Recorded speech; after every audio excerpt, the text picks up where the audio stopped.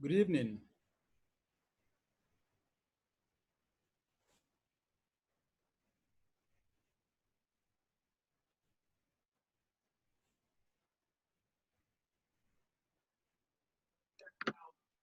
Good evening, sir. Good evening, everyone. Good evening, sir.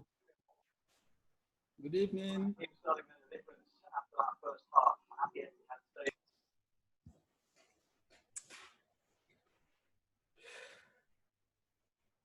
Can you all hear me?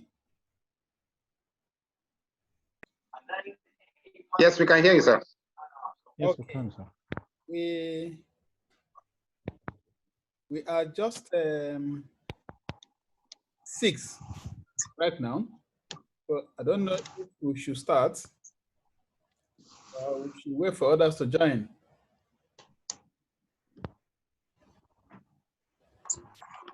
I've informed the Bluetooth mode. Sorry? Yeah, I was saying I've informed the group that you are waiting on us. So if if we know any other person, we can call in to join immediately so that we can quickly join in so that we don't waste our facilitators' time. Okay. Few things. You know, the center complained about their Zoom account, that it has some technical issues. So I opted to use mine, but I can see that I think the issue is general. It has not. Hello, sir. Yeah, can you hear me? Can I be heard? Can I be heard? Hello? Hello? Hello?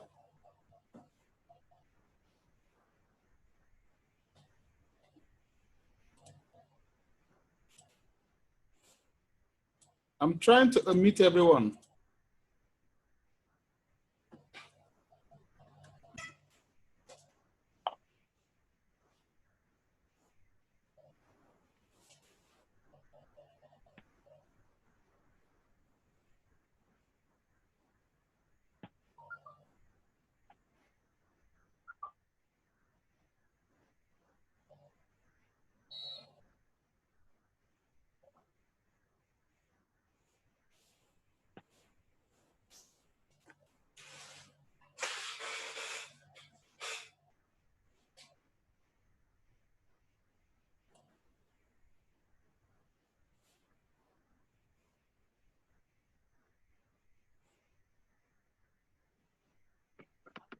Hello, sir. I think we cannot hear you.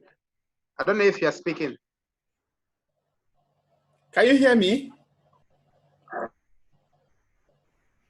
Can you hear me? Yes, we can hear you now. We can hear you now. Is it okay now? Yes, sir. Okay.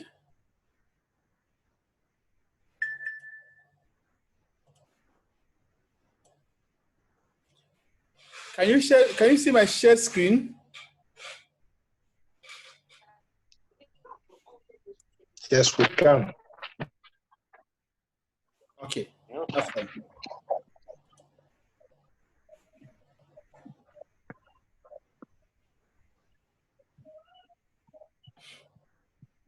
Okay, I have 3 other persons trying to join. Okay. Okay, so welcome back to the class once again. I was trying to explain something that this account is personal, so we may have to be thrown out after 40 minutes. If it happens, everything remains the same. By everything, I mean the meeting ID and the password. The center complained that they had issue with their account. So they even gave me Google Meet. But with Google Meet, I cannot share my screen. I can't do many things that Zoom can do. So that's why they said they agreed, they approved that I use my own personal Zoom. So if at any point in time we lose this class, I will reconnect immediately so that all of you will return to the class. I hope you get me clear. Yes, sir. Okay.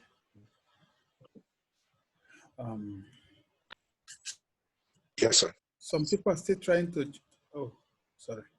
Some are still trying to join, and when I say admit, it takes time. I don't know why it's taking this time for them to join, but at present I have 1, 2, 3, 4, 5, 6, 7, 8. I have 8 participants already. Okay.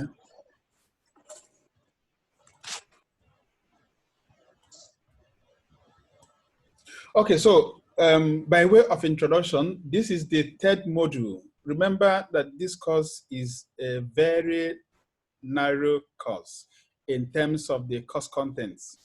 It has only 4 modules, and today we are starting the 3rd module, where we'll be starting with the first study session. So at the end of this module, we will now know that we have just 1 module. So using the pace we have maintained since we started, that means in the next 2 or 3 contacts, we should be done with this course. So the module is theories of leadership and motivation. Theories of leadership and motivation, and we'll be starting with the principles of leadership. If you remember the journey so far, the basic functions of management, you will you can recollect that what we discussed, there is a management function under which we have this module. I don't know if you can still remember that management function where these 2 concepts here, leadership and motivation, are very, very applicable to. Do you still remember it? Yes, sir. Directing. Yeah, directing. Yeah, because in directing, you're trying to, looking at all the organizational resources, there is one that is very, very peculiar. There's one that is different from others. So because that one revolves around the human capital, the human capital is a different resource from the rest of organizational resources. So all the concepts, all the principles, all the strategies that we have been using to work on other resources of the organization, you can't directly apply them to this because you are dealing with fellow human beings. People have their own complexities. There are so many laws guiding what people do, relationship between people in different circumstances. There is family law, there is company law. So these are laws made to checkmate, to manage, to coordinate interactions, relationships, communications between human beings. So the same is applicable in the organization. So when we're talking about the theories of leadership and motivation, they are coming under the directing function of management. So the starting point here is the basic principles of leadership. So we're going to start with leadership. Then when we are done with leadership, we'll go to motivation. So by way of introduction as I have it here, human capital is a unique organizational resource because managers are at disposal to adapt varying styles or philosophies in managing the organizational resources for the purpose of achieving its objectives. So the whole essence of leading an organization, motivating the workforce, is targeted towards achieving organizational resources. So looking at the concept of leadership, the first is that leading is one of the essential components of the directing, the third basic function of management. Just like, I think when we want to speak, you mention your name so that if I want to refer to you, I will call the name again. So leading is one of the essential components of directing, the third function of management. To lead is to influence the behaviors of subjects towards a prescribed behavioral pattern. So before you set to lead, you have known the end. You want to lead people to where? Moses led the Israelites to the promised land, even though he did not make the promised land. So when you want to lead, there's always an endpoint you are looking at. And that endpoint is behavioral pattern, a particular behavioral pattern which is prescribed. The prescription is in accordance with organizational goals. So to work with and through people requires a good number of skills that a manager can deploy in communicating, influencing, and coordinating the efforts and contributions of workers towards the stated goals. Because it is a unique resource that if you leave it, it can operate on its own, do a lot of things. So there is need to communicate. You have to say what you want them to do. So you don't just say it and leave it there. After saying it, you have to influence it. As you are influencing it, that means it is work in progress. As you are doing the work in progress, there may be situations where some are going away from the prescription, the prescribed destination. What do? You coordinate the efforts. So imagine an organization in the morning, everybody comes to work, people do different things. The question is, at any point in time, they're spending their efforts. These expenditures of the effort, are they channeled towards things that benefit the organization? Are they channeled towards achieving what the organization intends to achieve? So the next concept is to influence people's behavior, leadership skills are indispensable to a manager. To manage is to lead. To lead is to manage. So at any point in time, you become a manager that cannot lead, you're not a manager. And you become a leader that cannot manage, you are not a leader. Leadership is therefore one's ability to influence others to voluntarily behave in a particular way, usually a desired way. So basically, you are going to hear that it is an ability. It is a competence. It is inherent in somebody. So it's an ability, it's a competence, it's a skill, it's a resource in a human being, in a manager in this case. So what does the ability do? The ability is ability to influence others, to voluntarily. So the essence of this word voluntary means that you don't compel people to work. Instead, make them to do what you desire them to do without coercing them. Because when you coerce them, you're going to have some forms of resistance. In a particular way means that the desired way, the prescribed way, usually the desired way. So in organizations, managerial leadership is the ability of a manager to influence employees to voluntarily pursue organizational goal. So if you're influencing employees, it is not enough. You are still going to checkmate what they are doing voluntarily. It should be towards pursuing organizational goals. So few authorities here. According to House 2004, leadership is the ability to influence, motivate, and enable others to contribute to the effectiveness and success of the organization of which they are members to. It is still the same from the generic definition I gave above, because when you're looking at the definition by House, to influence, motivate, and enable others to contribute to the effectiveness and success. When you check effectiveness and success of an organization, you're looking at how well they have achieved their stated objectives. In the words of Robin and George, 2008, leadership is the ability to influence a group towards achievement of a vision or a set of goals.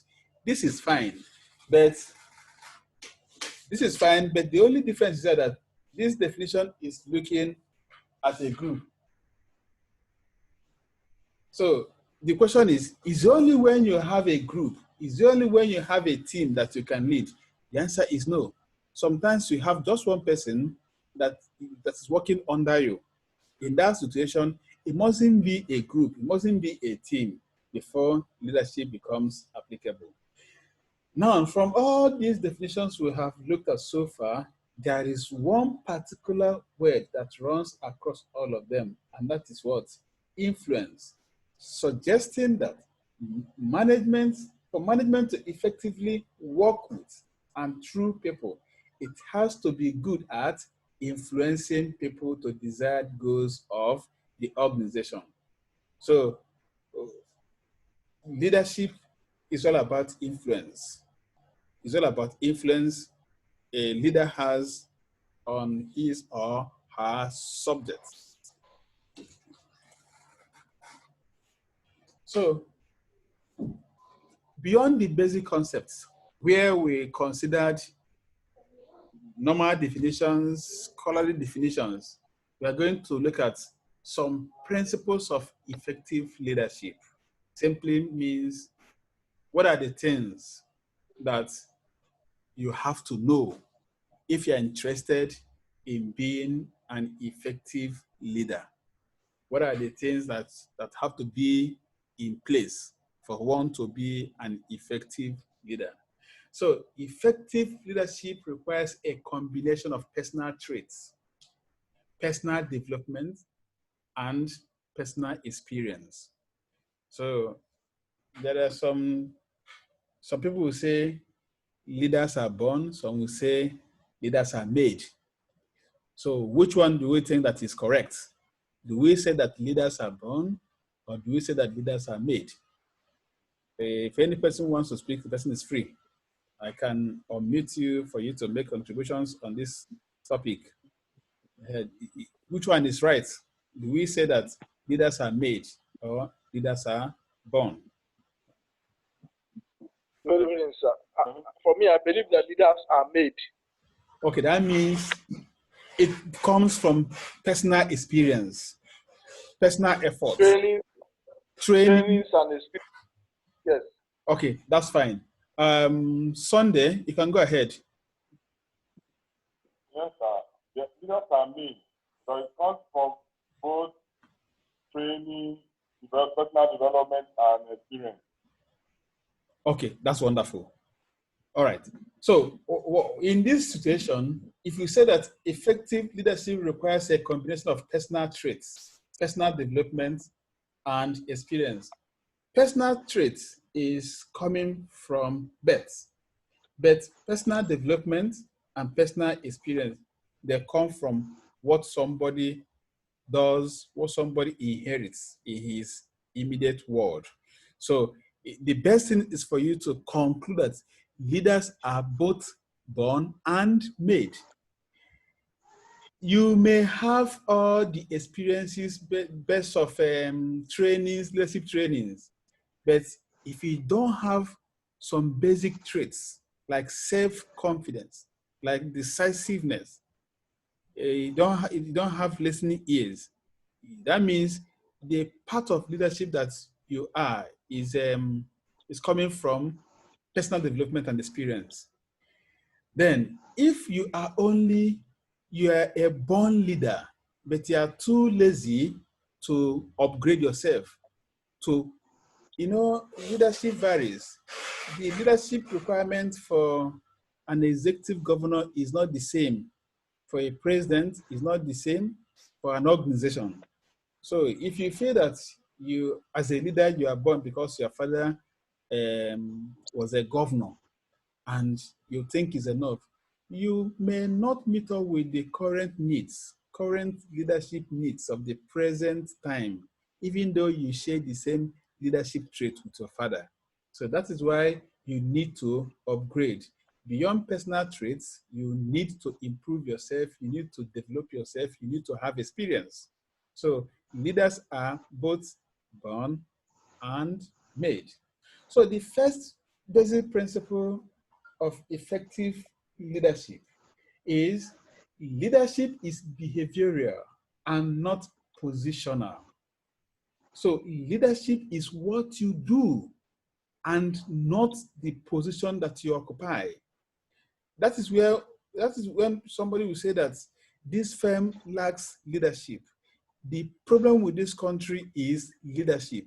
If you say that the problem with this country is leadership, are you saying that there is leadership vacuum? No, there is no leadership vacuum. The only difference is that we have people in leadership positions, but their behaviors are not justifying the demands of those positions. So leaders are those that take responsibilities for making decisions, bringing desired changes, and taking responsibilities for their decisions and actions. So when you see a leader that doesn't take responsibility for his own decisions and actions, the person is only a positional leader and not a behavioral leader. Because remember the particular word that runs across all the definitions, influence. You are in a position, you are in a leadership position, but you are not influential. That means the basic ingredient here, which is behavior, you don't have the behavior of a leader. The next is leadership means making impact.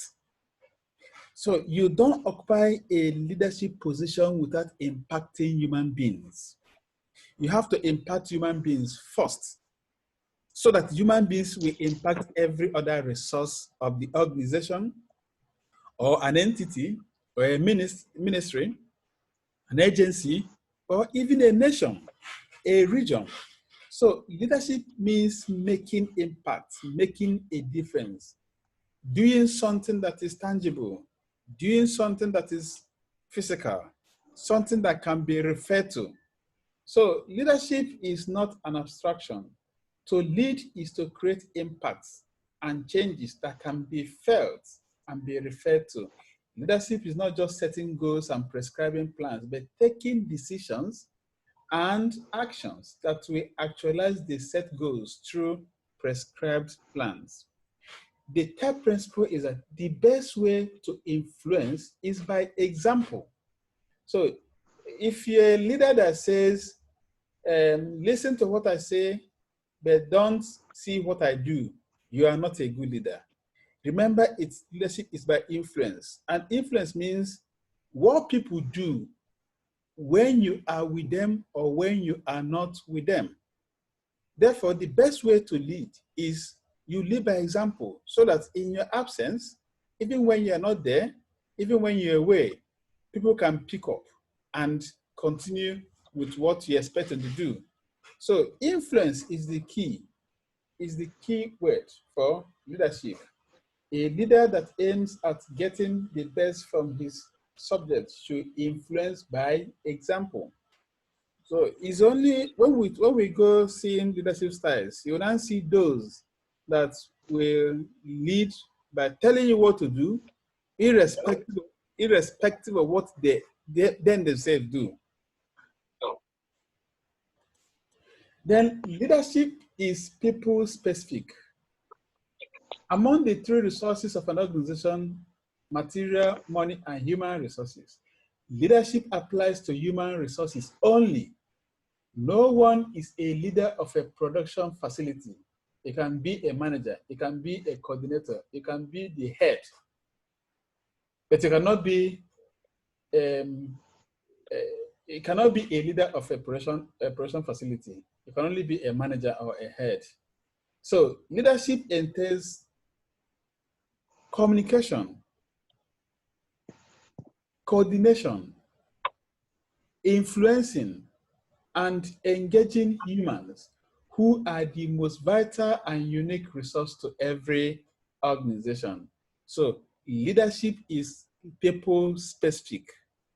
If for any reason there is something that's under your care and under your control, under your authority, and human beings are not part of them, there is no, you don't have to worry about leadership.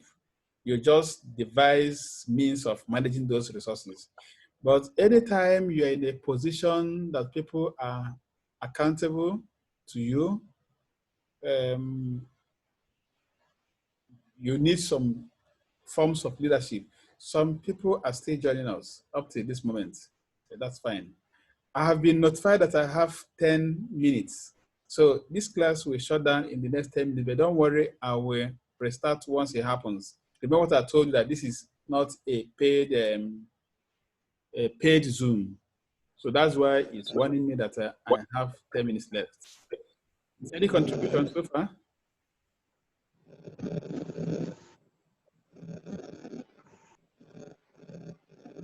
Are we together? Yes, sir. Okay. Then the next principle is unity in strength. Synergies are created when individuals work as a group and teams.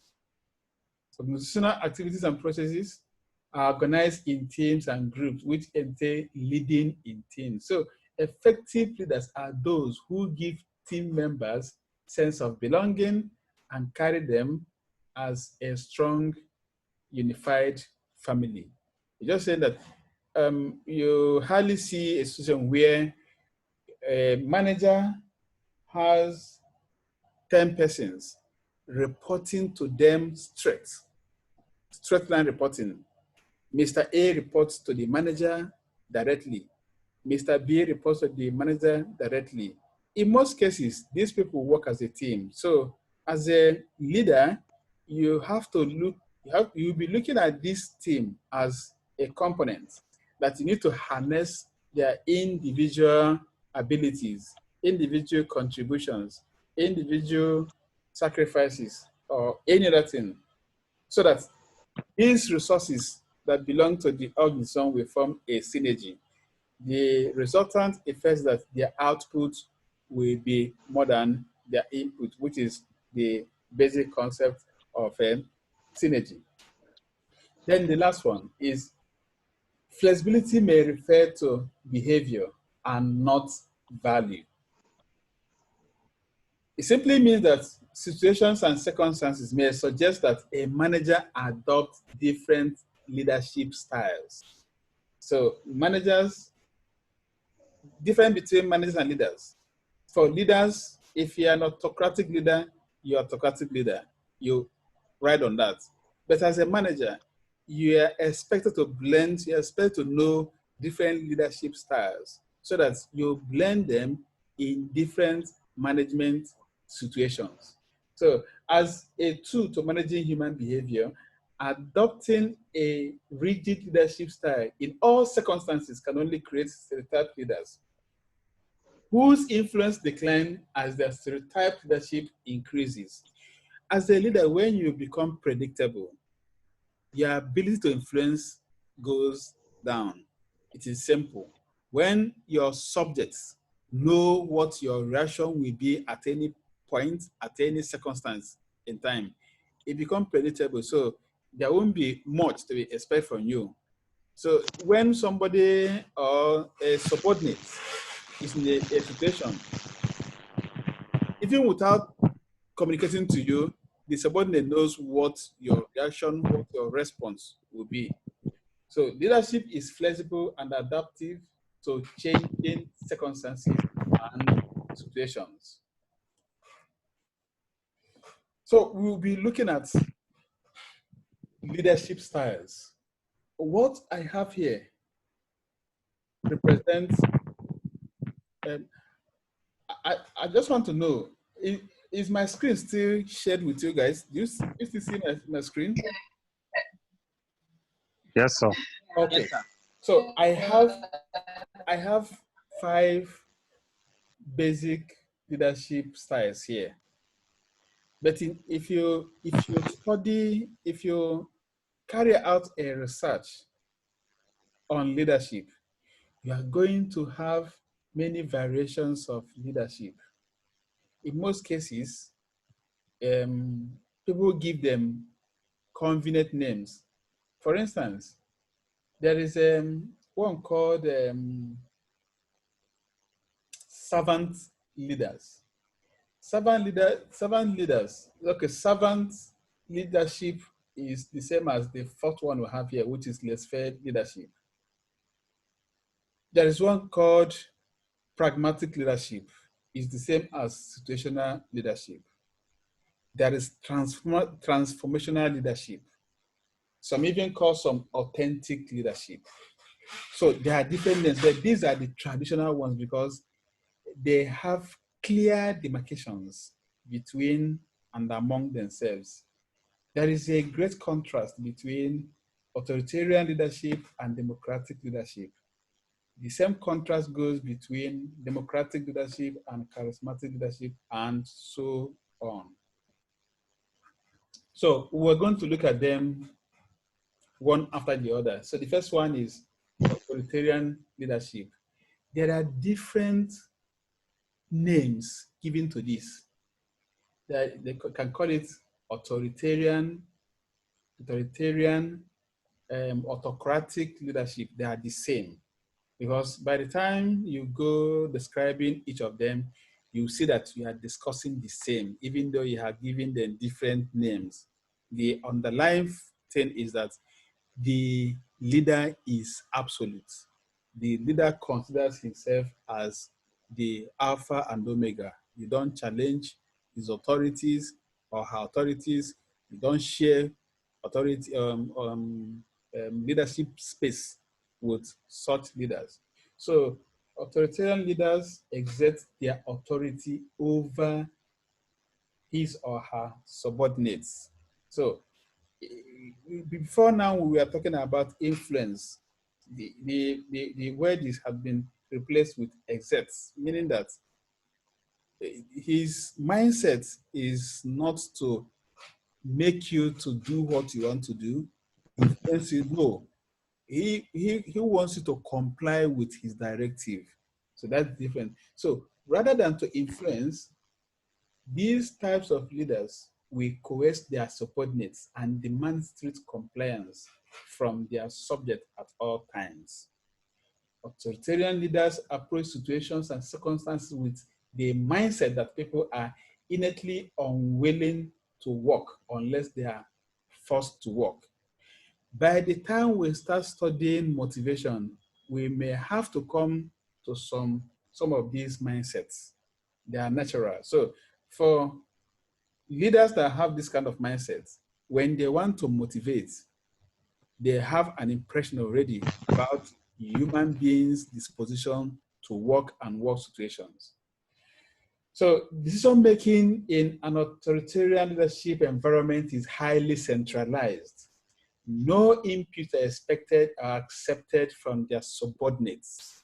So if you are a management cadre, decision making is for the management cadre, as is applicable to any of you.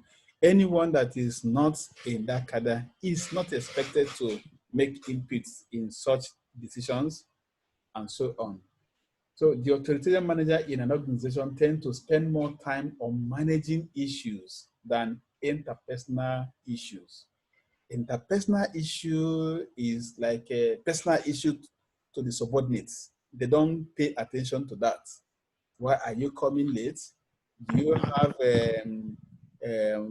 family work imbalance? They don't care. You have agreed, you have signed employment documents to be an employee in this organization.